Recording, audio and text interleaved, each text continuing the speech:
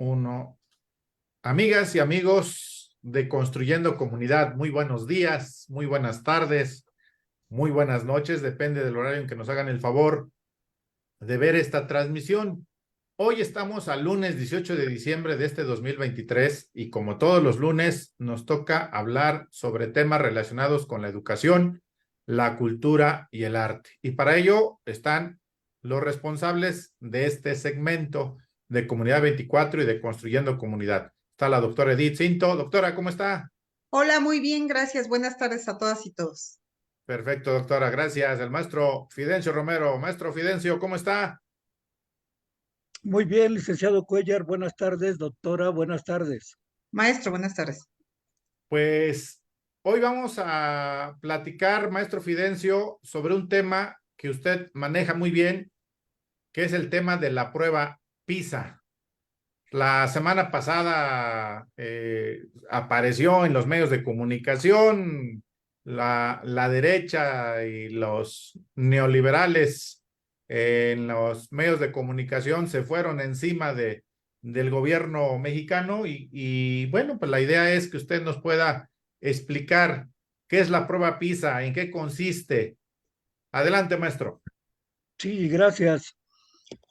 Pues sí, en este diciembre, la OCDE, que es la Organización del Comercio y Desarrollo Económico, dio a conocer los resultados de PISA 2022. PISA es el programa para la evaluación internacional de los estudiantes.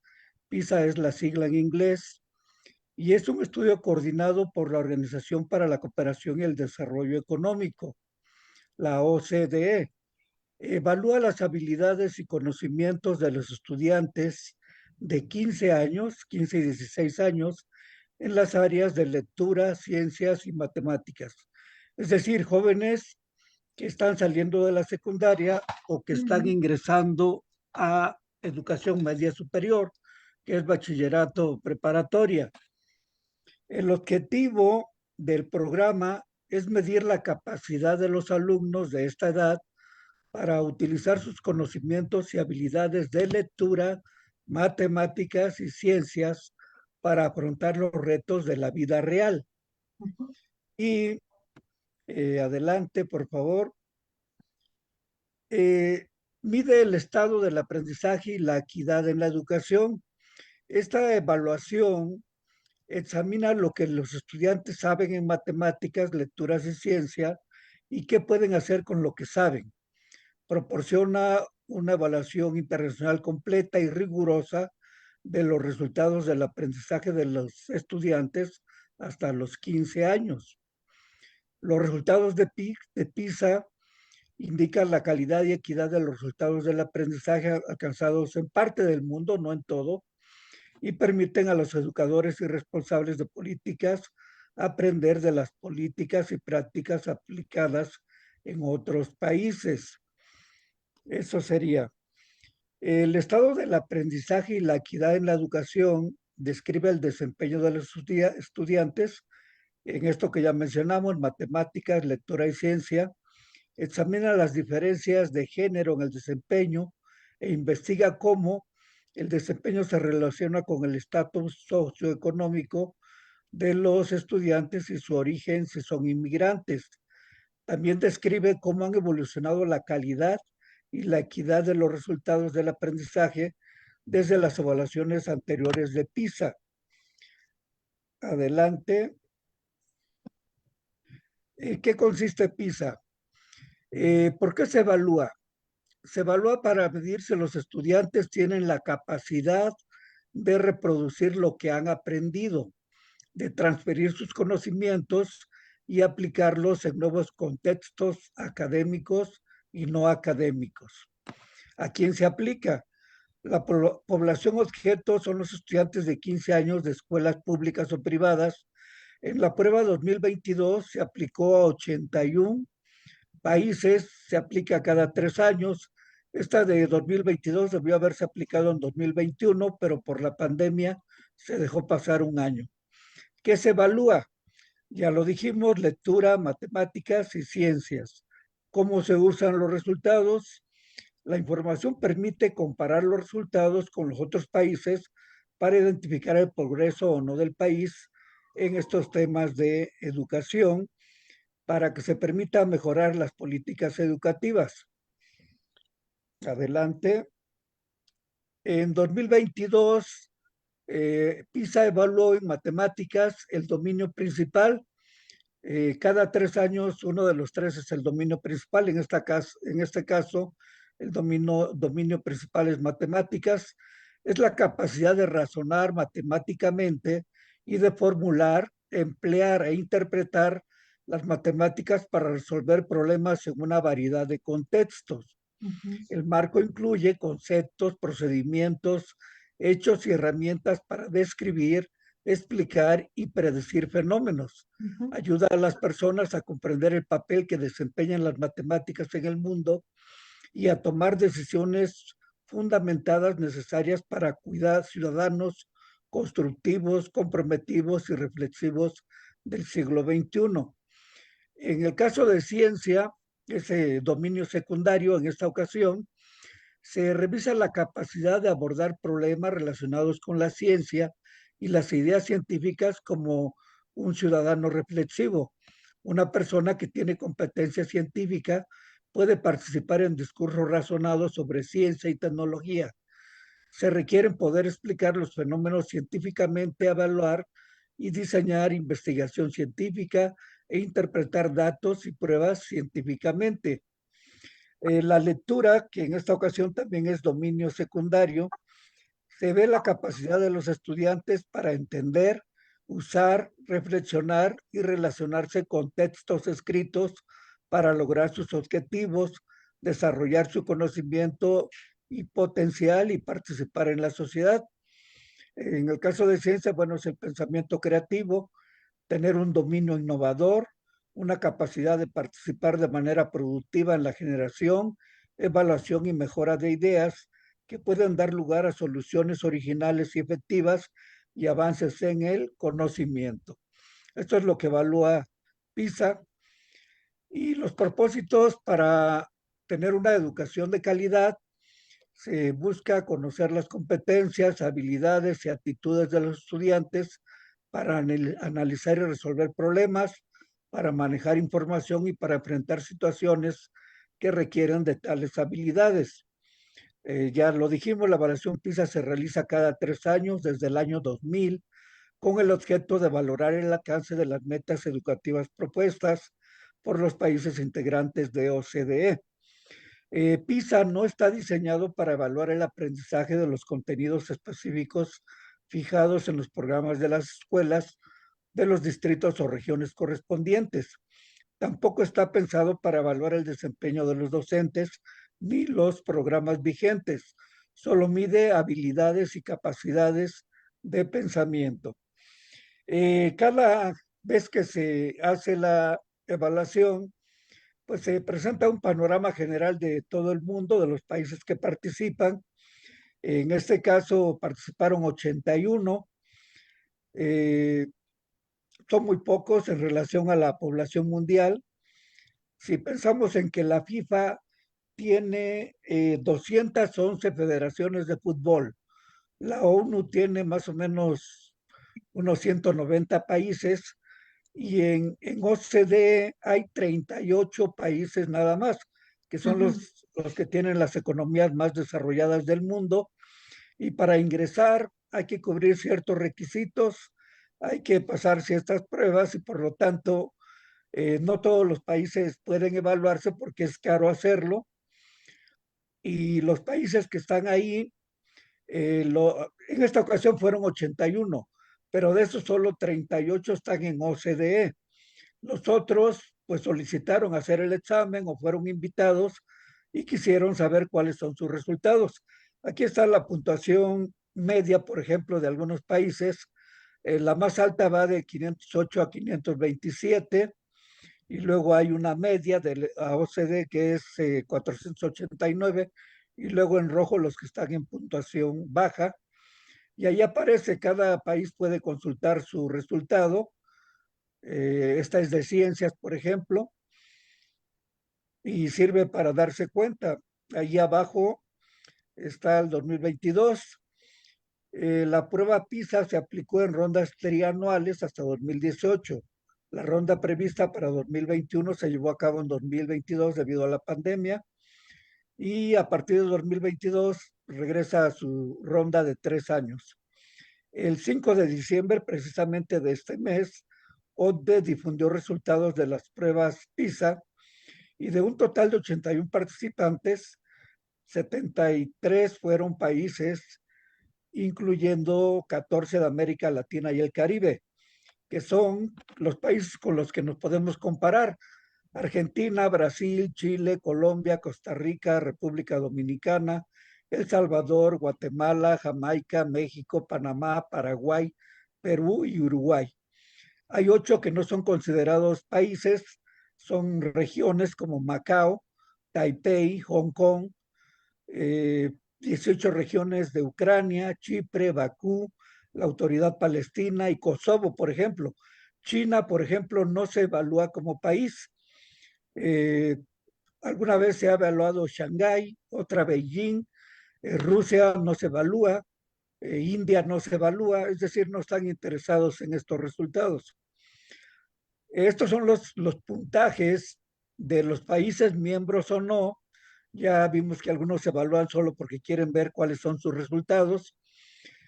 En el caso de matemáticas, de lectura y de ciencia, ahí aparece la posición de cada país y sus números. El país en esta ocasión que sacó el primer lugar es Singapur, luego Japón, ahí están sus puntuaciones en matemáticas, lectura y ciencias, Corea del Sur, Estonia, Suiza, Canadá, y así va bajando la relación. Finlandia está en el número 17, Alemania en el 21, España en el 24, y luego el promedio de la OCDE es de 472, de 476 y 485 en cada uno de los aspectos. Y abajo del promedio hay países como Italia en el 27, Estados Unidos en el lugar 31, Turquía en el lugar 36, Grecia en el 40, Chile en el 47.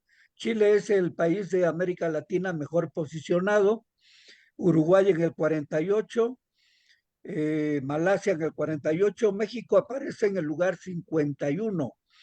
Sería el tercer mejor país de América Latina, sobre todos los demás de América Latina que presentaron. Ahí está Tailandia en el número 52, Perú en el 53, Arabia Saudita en el 55, Costa Rica 57, Colombia 58, Brasil 59, Argentina 60, Jamaica 61, Indonesia 63, Panamá 67, Filipinas 68, Guatemala 69, El Salvador 70, República Dominicana el lugar 71, Paraguay 72, el último, el 73 es Camboya, ahí aparece su puntuación en cada área.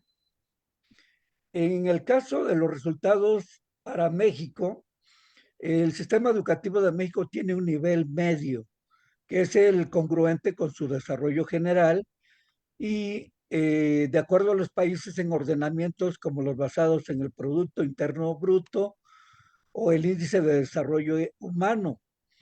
En esta ocasión, los niveles de aprendizaje más altos fueron los de Asia. Aparece Singapur, Japón, por ahí no veo cuál sigue. Corea. Hay que, Corea, Corea del Sur, desde luego. Hay que añadir a Macao, Taipei, Hong Kong, así como el norte de Europa y los anglosajones como Canadá, Finlandia. Luego aparece el sur de Europa, España, Italia, Turquía, Grecia, Estados Unidos. En la mitad inferior de la tabla, los lugares 47 y 48 de 73, aparecen los primeros países de América Latina, que son Chile, Uruguay, que tienen un nivel similar a Malasia, Luego aparece México, Perú, Costa Rica, Colombia, Brasil, Argentina, Jamaica, que tienen resultados comparables a Arabia Saudita. Cerca del final, con Indonesia y Filipinas, están Panamá, Guatemala y El Salvador. Al final aparecen República Dominicana y Paraguay, solo arriba de Camboya, que fue el país que obtuvo el último lugar.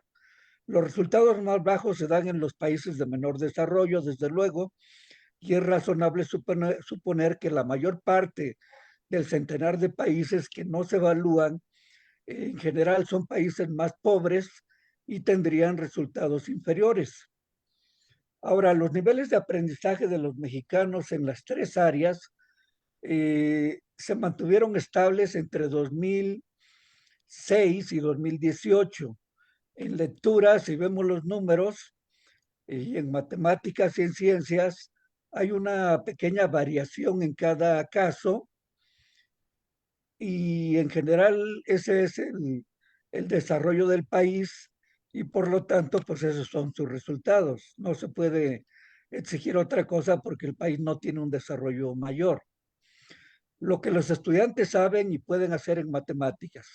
Como mínimo, estos estudiantes pueden interpretar y reconocer sin instrucciones directas cómo representar matemáticamente una situación simple. Comparar, por ejemplo, la distancia total a través de alternas o convertir precios a una moneda diferente. Más del 85% de los estudiantes de Singapur, no Macao, veo ahí, Macao, China.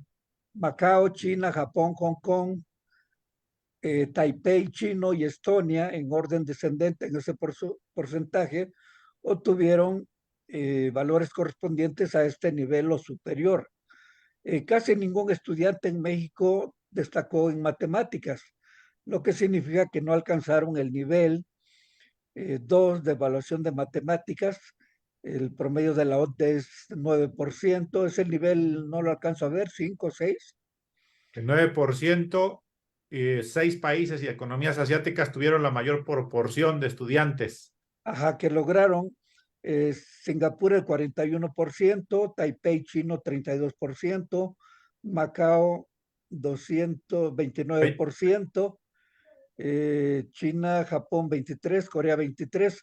En estos niveles los estudiantes pueden modelar situaciones complejas matemáticamente y pueden seleccionar y comparar y evaluar estrategias apropiadas con los problemas relacionados con estas situaciones. Solo en 16 de los 81 países y economías que participaron en la evaluación lograron que más del 10% de los estudiantes alcanzaran el nivel 5 o 6. Luego, lo que los estudiantes saben y pueden hacer en lectura. Alrededor del 53% de los estudiantes de México alcanzaron el nivel 2 o superior en lectura, del promedio de ODE que es 74%. Como mínimo, estos estudiantes pueden identificar la idea principal en un texto de extensión para encontrar información con base en criterios explícitos, aunque a veces complejos, y pueden reflexionar a propósito y la forma de los textos cuando se les indica explícitamente que lo hagan. La proporción de jóvenes de 15 años que alcanzaron niveles mínimos de competencia en nivel que en lectura, que es el nivel 2 o superior, varía en el caso de Singapur, que es el más alto, ahí no alcanzo a verlo, El 89%, maestro. 89%, y Camboya, que es el más bajo, es el 8%. Hay una diferencia entre el primer lugar y el último. En México, el 1% de los estudiantes obtuvo una puntuación en nivel 5 o superior en lectura, apenas el 1%. El promedio de la OCDE es de 7%. Estos estudiantes pueden comprender textos extensos, manejar conceptos abstractos o intuir y establecer distinciones entre hechos y opiniones con base en ideas implícitas relacionadas con el contenido o la fuente de información.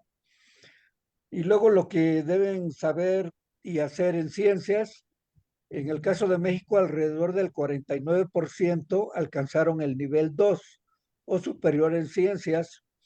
El promedio de la OCDE es de 76%. Como mínimo, estos estudiantes de México pueden reconocer la explicación correcta de fenómenos familiares y pueden utilizar ese conocimiento para identificar en casos simples si una conclusión es a base de los datos proporcionados. En México casi no hubo estudiantes con desempeño destacado en ciencias, lo que significa que pocos aparecieron en el nivel 5 o 6. El promedio de la OCDE es del 7% en estos niveles. Y estos niveles, estos estudiantes pueden aplicar de forma creativa los conocimientos sobre ciencias a una amplia variedad de situaciones, incluyendo las no familiares.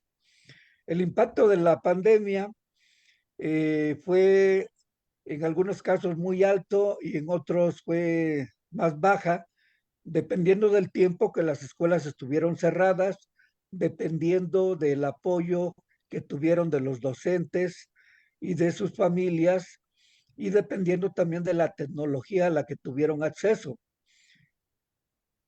De esa manera afectó la pandemia. Y aquí hay un comparativo de algunos países de su resultado de 2018 a 2022. Ahí aparece la diferencia entre cada una de las asignaturas. Por ejemplo, Arabia Saudita en 2018, ¿cuánto tiene? ¿Cuál fue su diferencia de 2022? Tuvo un positivo de 16 puntos, pero en lectura su diferencia fue de menos 16. Así aparece de cada país. Dominicana, Filipinas, Japón, Singapur, Corea del Sur, que son países que mantuvieron su resultado o incluso lo mejoraron. Pero hay países como Argentina que tuvo -4, -1, es decir, bajó su puntuación y aparecen más países ahí, Chile, Suiza.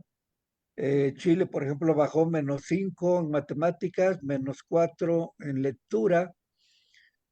Aquí Estados Unidos bajó -13 en matemáticas y -12 en lectura. Ahí se ve también en ciencia, digo, en Estados Unidos -13 y -1, -3 en ciencia.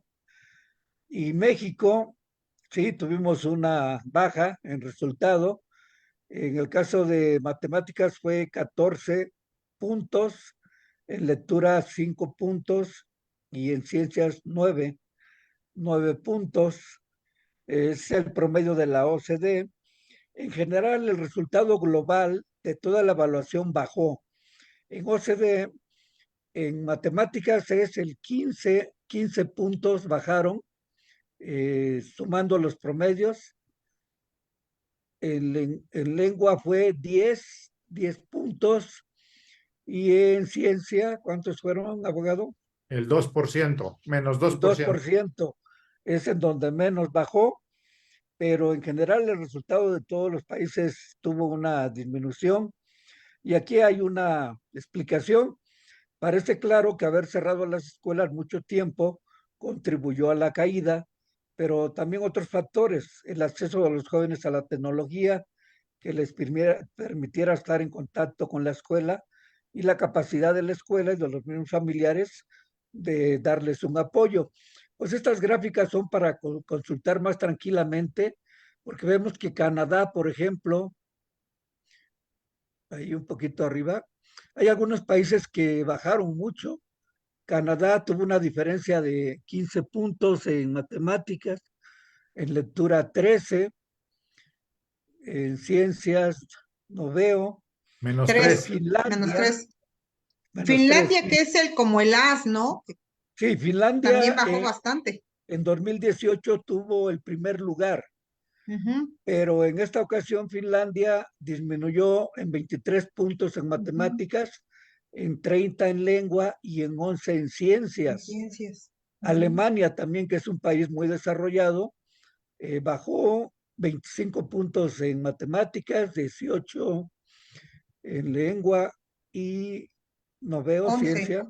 11, 11. menos 11. Sí, sí, Tailandia, Malasia, países que normalmente están arriba, en esta ocasión disminuyeron sus resultados. Aquí hay otra tabla. eh, de cómo está la población estudiantil en cada país, comparado del año 2000, y así seguimos hasta el 22. La población de 15 años que está en secundaria, que está en educación media superior, y cuáles son sus resultados.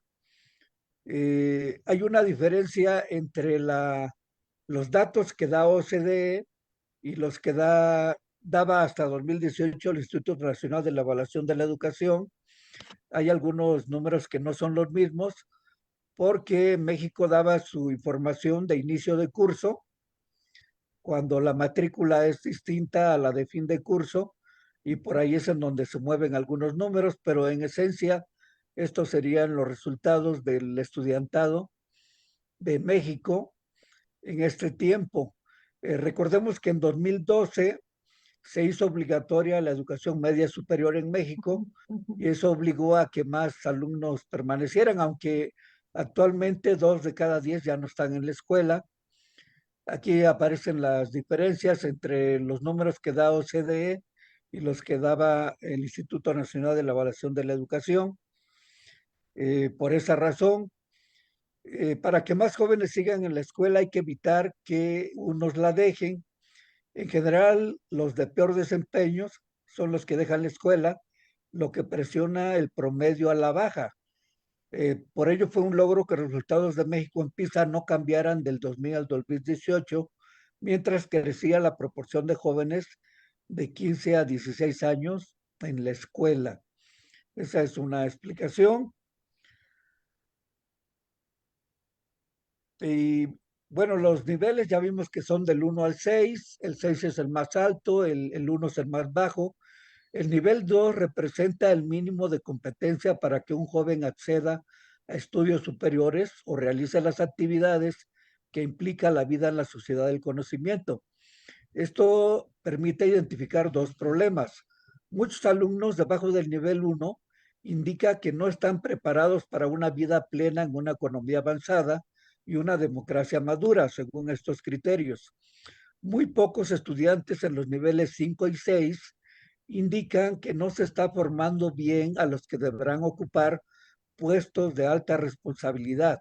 Es decir, las élites del futuro de México, pues no tenemos jóvenes con ese bagaje intelectual como para pensar que el país pueda tener un desarrollo mejor. Aquí aparece, por ejemplo, el porcentaje de estudiantes abajo del nivel 2. El promedio de la OCDE es de 26.3 en lectura y en el caso de México ya es del 47. En matemáticas, OCDE el promedio es 31%, en México es el 65%. Y en ciencias, mientras el promedio general es de 24%, en México es del 50%. Y en los niveles más altos, en donde pues se debe de estar, vemos que el promedio de OCDE en lectura es 7.2, en matemáticas 8.7 y en ciencias 7.5. Y en el caso de México es 0.6, 0.2 y 0.1. Y ahí aparece de todos los países. Nos podemos comparar con los países de América Latina y vemos que más o menos estamos en el mismo nivel. Hay una pequeña variación nada más, pero es lo que tenemos como país.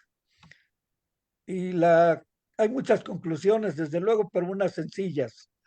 La caída global en matemáticas en los 81 países que aplicaron el examen es de 15 puntos.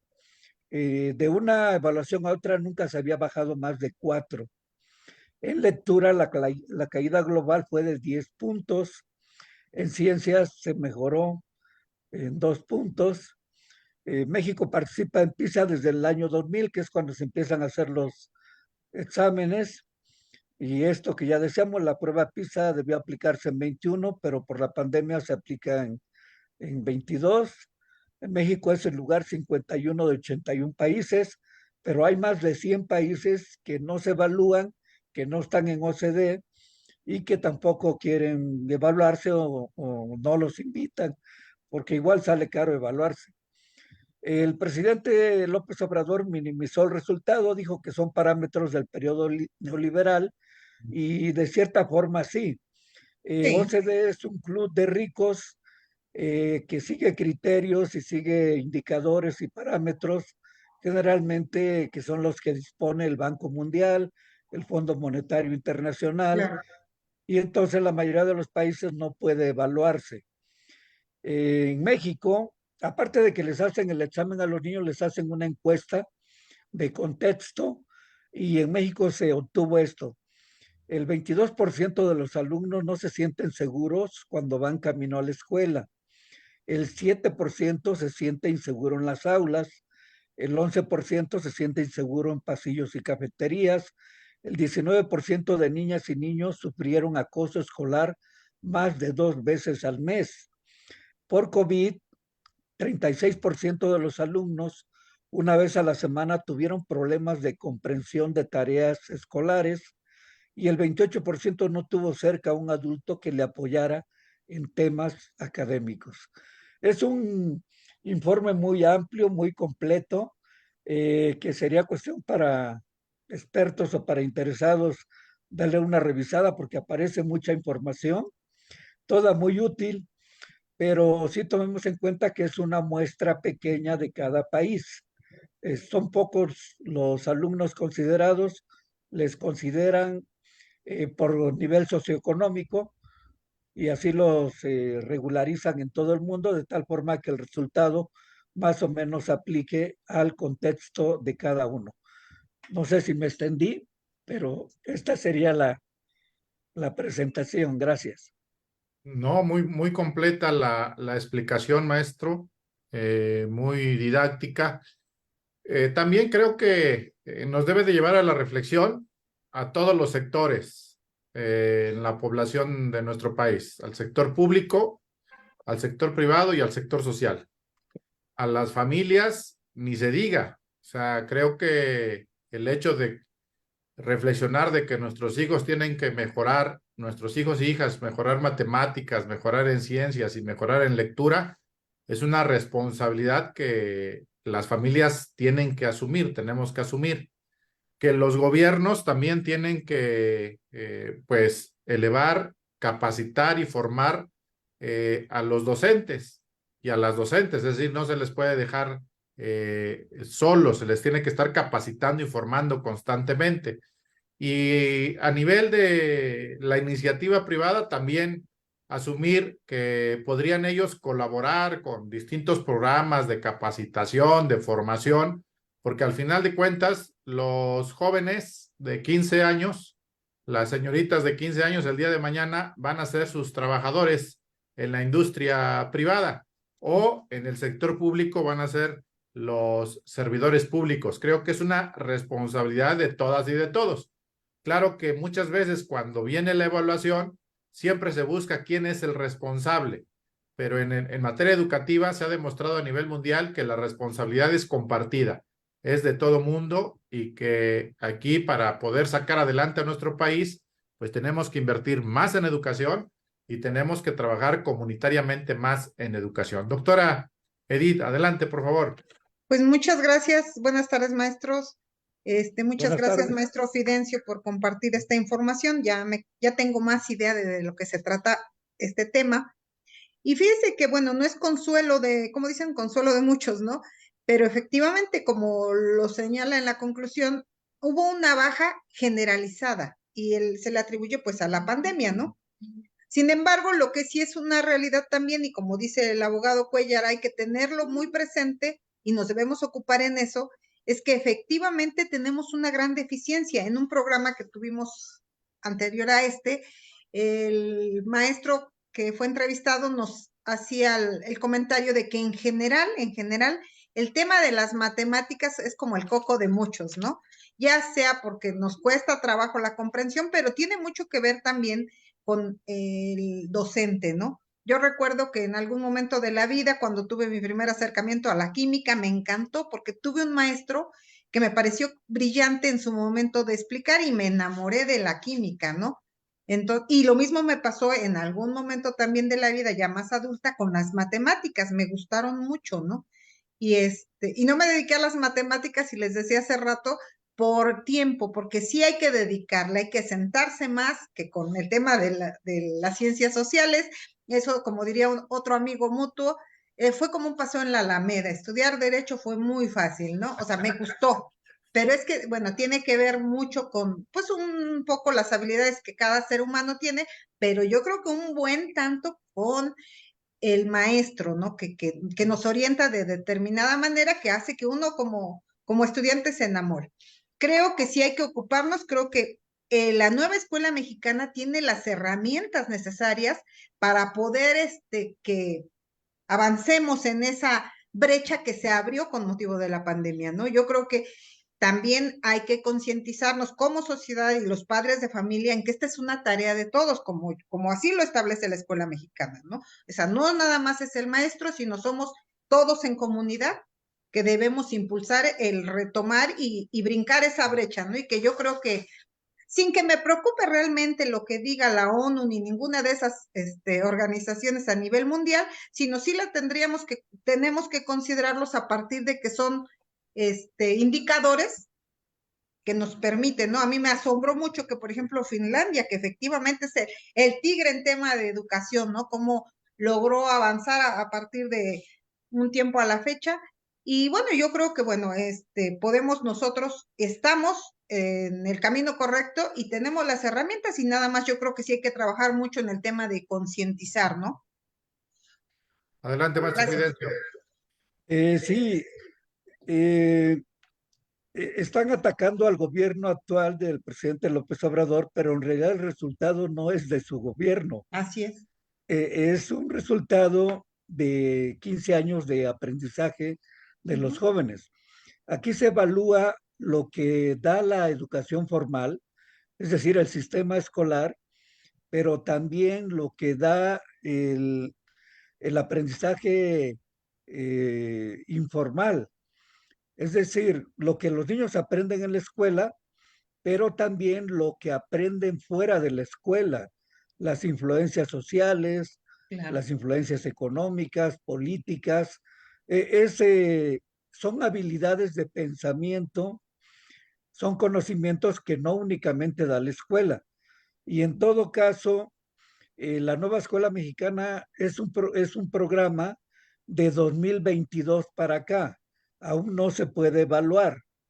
Y en realidad ninguno de los programas anteriores o los modelos anteriores se puede evaluar así muy perfectamente porque la reforma educativa de Calderón, la reforma integral de la educación básica, se echó a andar en 2011, cuando le faltaba un año para terminar su gobierno, pensando que iban a ganar la presidencia y que lo iban a seguir impulsando.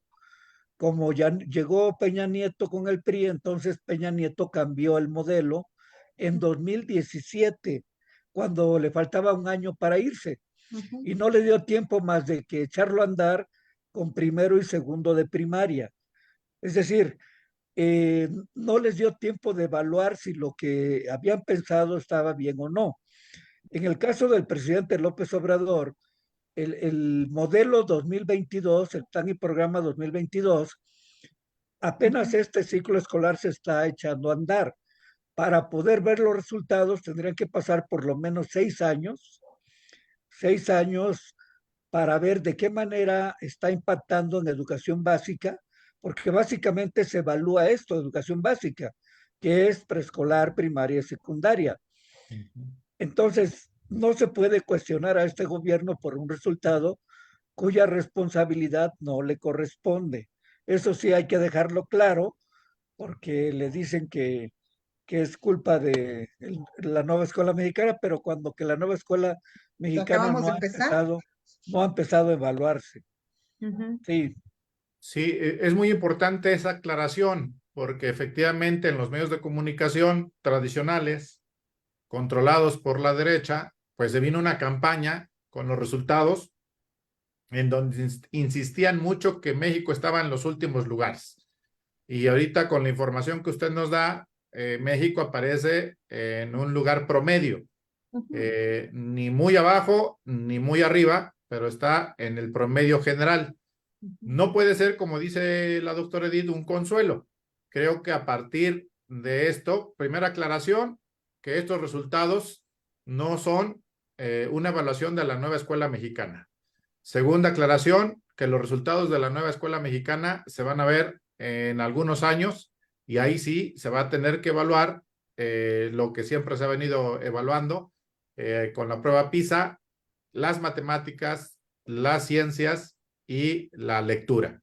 Ujú. Y que si bien estos jóvenes que hoy salieron evaluados eh, en pocos años se incorporan al mundo del trabajo, va a ser muy importante que las empresas, que los gobiernos, pues puedan desarrollar programas de capacitación, de actualización, para que estos jóvenes pues cubran lo que necesiten cubrir para incorporarse al mundo del trabajo. Yo creo que la explicación es muy, muy importante y muy necesaria, porque decía Edith, bueno, me encuentro con alguien que está criticando los resultados de la prueba PISA y no teníamos o no contábamos con elementos para poder presentar en mesa y poder desarrollar un debate con datos, con información, y esos datos que usted nos proporciona son importantes para ir desmenuzando, para ir aclarando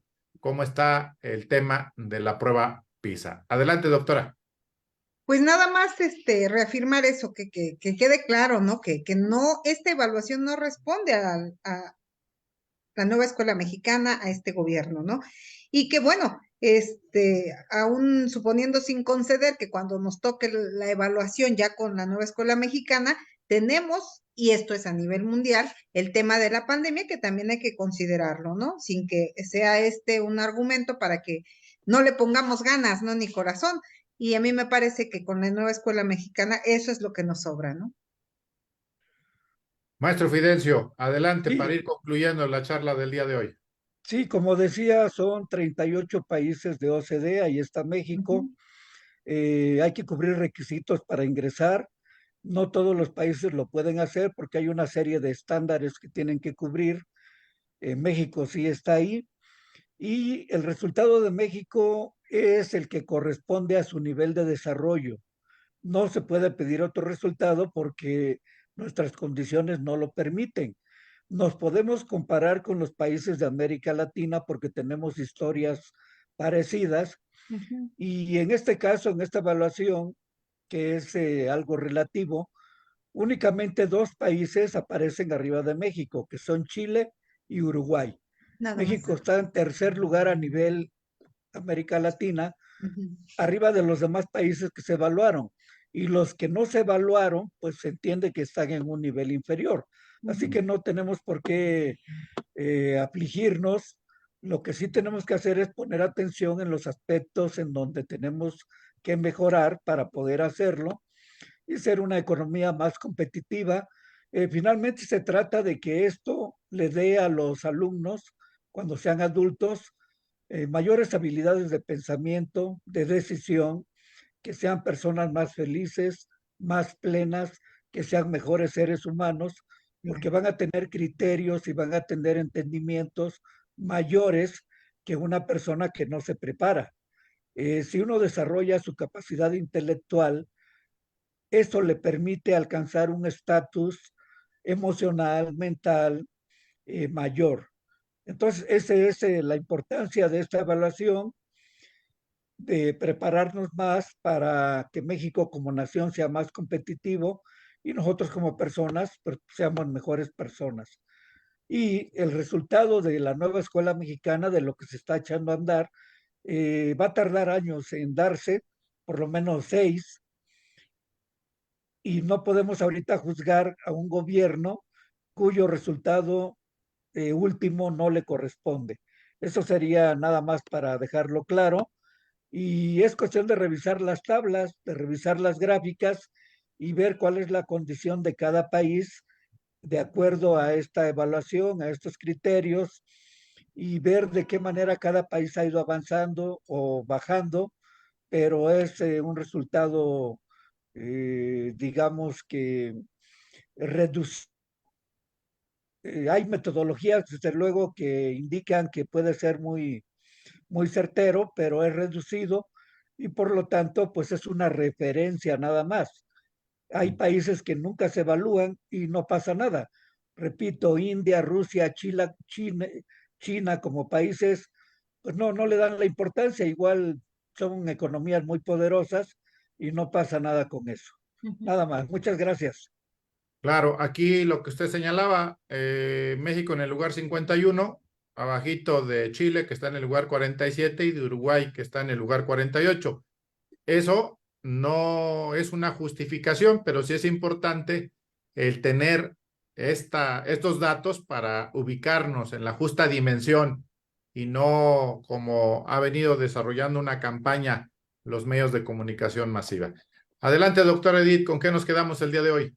Pues con eso, con que la idea de estos programas y todos los que en Comunidad 24 y Construyendo Comunidad se van desarrollando, tienen como objetivo dar información a la ciudadanía para justo, objetivamente, hacer un análisis y no dejarnos llevar por lo que los adversarios dicen, ¿no? De que estamos mal y tenemos un mal gobierno, por supuesto que no, ¿no? Y bueno, si uno no cuenta con elementos, con información, ¿cómo va a tener o a hacerse un criterio adecuado, ¿no? Y en ese sentido, pues yo agradecerle reiteradamente al maestro Fidencio por esta luz que me dio y que espero que quienes nos vean, pues también les permita hacerse de más elementos para un debate con personas que por desconocimiento, pues se van con el canto de los sirenos estos, ¿no?